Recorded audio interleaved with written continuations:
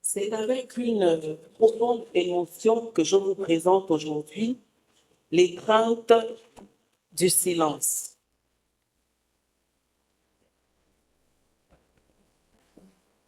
Une œuvre qui est avant tout une invitation à un voyage intérieur. Ce livre est né d'une interrogation. Comment l'être humain peut-il avancer vers son propre destin sans perdre le lien avec son histoire, ses racines et ses valeurs qui l'ont construit? Et c'est un constat qui est général. Lorsque moi-même, y compris, quand on me pose la question, mais ton village, il est où? Je dis, Mbanendama. Ah, ok.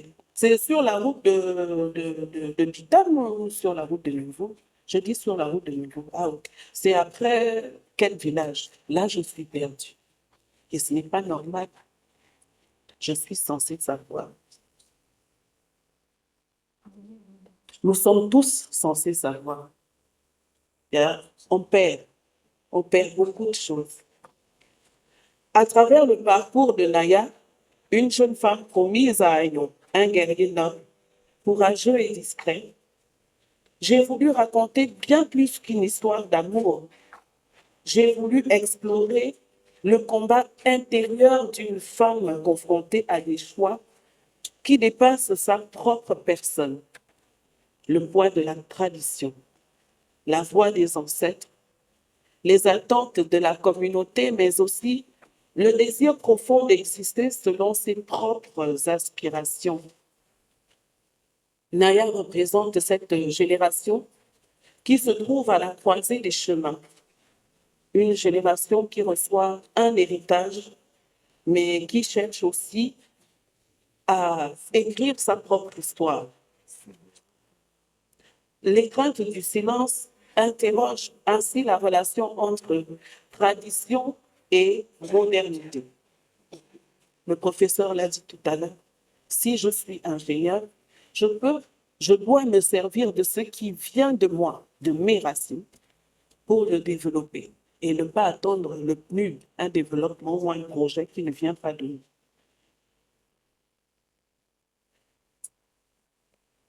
Elle est une mémoire, une sagesse, une identité, mais la modernité apporte également ses questionnements, ses libertés et ses nouvelles aspirations. Entre les deux, il ne s'agit pas forcément de choisir un camp, mais de construire un dialogue. Le silence dans cette œuvre, c'est un langage. Il porte les non-dits, les blessures, les sacrifices, mais aussi les réflexions profondes qui précèdent les grandes décisions. Car parfois, les plus grandes batailles ne se livrent pas avec des armes, mais dans l'intimité de notre conscience. À travers Naya, Ayon et Elijah, j'aborde également la question de l'amour, un amour confronté au devoir, à la fidélité, aux choix et aux conséquences. Aimer, c'est aussi accepter que nos décisions transforment notre chemin. Cette œuvre est un hommage à nos héritages culturels. Elle rappelle que nos traditions ne doivent pas être perçues comme des chaînes, mais comme des racines. Une racine ne nous empêche pas de grandir. Au contraire, elle nous donne la force de nous élever. Je souhaite que chaque lecteur, ici ou ailleurs, puisse retrouver dans cette histoire une part de ses propres interrogations. Qui sommes-nous? D'où venons-nous? Et comment construire demain sans oublier hier? Je vous remercie d'être présent pour célébrer avec moi les mots, la mémoire, la culture et l'émotion. Merci beaucoup.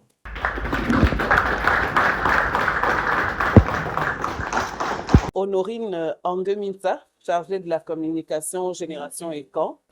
Je viens d'entrer dans dans la grande chambre des écrivains aujourd'hui. Donc, d'où ce vernissage littéraire. L'inspiration, elle vient du constat que nous faisons tous, c'est que la culture, toutes les valeurs qui nous ont été transmises sont en perdition. Or, justement, la tradition, lorsqu'elle est bien orientée, lorsqu'elle est bien transmise, elle devient un refuge. Et le fait de perdre tout ça, ça donne tout ce qu'on est en train de voir aujourd'hui. On a une génération qui tente à se perdre. Et si on n'agit pas rapidement, si on ne dit pas les mots qu'il faut et comme il faut, malheureusement, tout ce que nous avons appris, tout ce qui fait de nous ce que nous sommes, va s'éteindre en même temps. Donc, étant garante de cette flamme-là, donc voilà pourquoi, à travers ce roman, je ravive et je ranime ce flambeau. Le rapport, c'est que euh, le guerrier, il est promis, c'est son promis. Le guerrier représente tout ce qui est ancien, parce que ce sont des promesses, et c'est comme ça que les choses se font. Vous êtes promise, lorsque vous êtes né, on sait à qui vous êtes destiné. Et celui qui arrive, lui, il représente la modernité. Donc, elle apprend de nouvelles choses, elle est émerveillée. Et malheureusement, le fait d'être bien trop émerveillée, ça l'a rendue naïve au point de ne pas voir ce qui était derrière. C'est-à-dire que ça, le, le, le, le fait que par la suite, ça devient, elle a vu la mort de tout ce qui lui appartenait, de tout ce qui fait d'elle ce qu'elle est.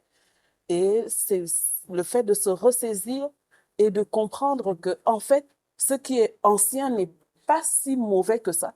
Et que, au contraire, c'est même beaucoup plus vital que ce qu'on pense être meilleur pour soi. L'ouvrage, il est à 5 000 francs. Et il suffit de contacter l'ONG Génération Écan. Lorsque vous allez sur les différentes plateformes de Génération Écan sur le MUTA, vous allez voir les contacts pour pouvoir se procurer l'œuvre. C'est un dialogue, c'est-à-dire que la modernité et la tradition euh, doivent constituer un dialogue. Si je parle de l'étreinte du silence, c'est justement parce que les anciens se sont tus. Désormais, c'est TikTok qui éduque. Désormais, c'est beaucoup plus la rue qui éduque.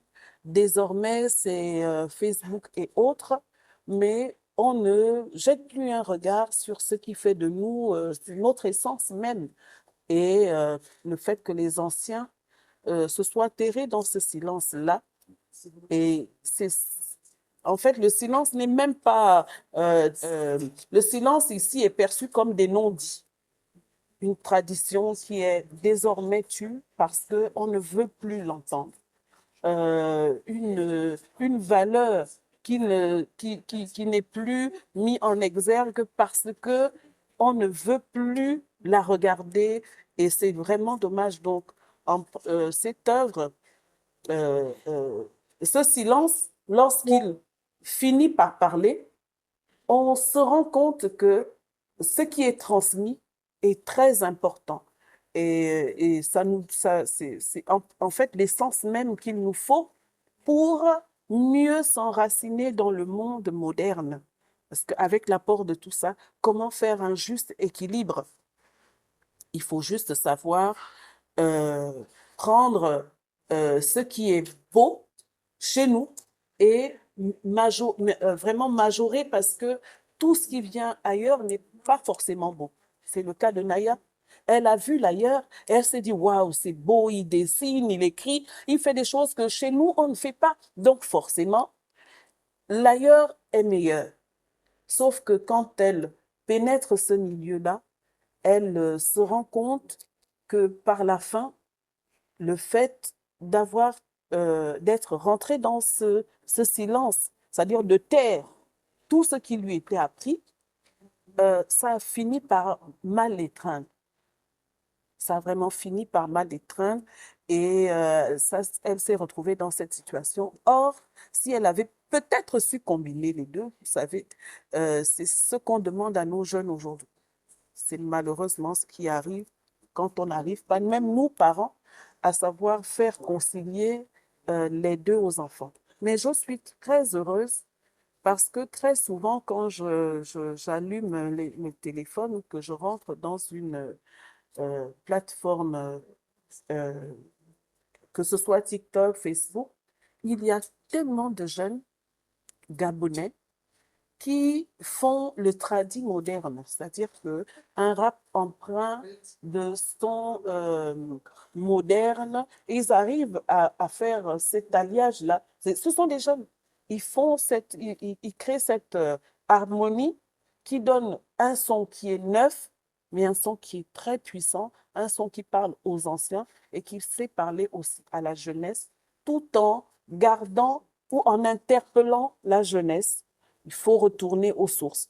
Et tout en interpellant aussi les vieux, les anciens, en leur disant que ce qui est neuf peut aussi s'allier avec ce qui est ancien.